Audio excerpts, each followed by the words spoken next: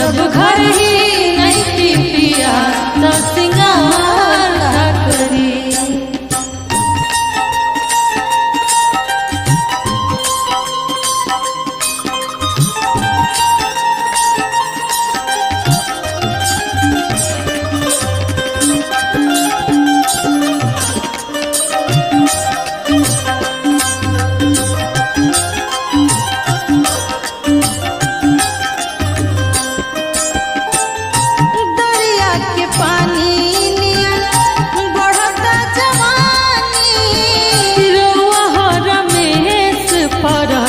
देश रहता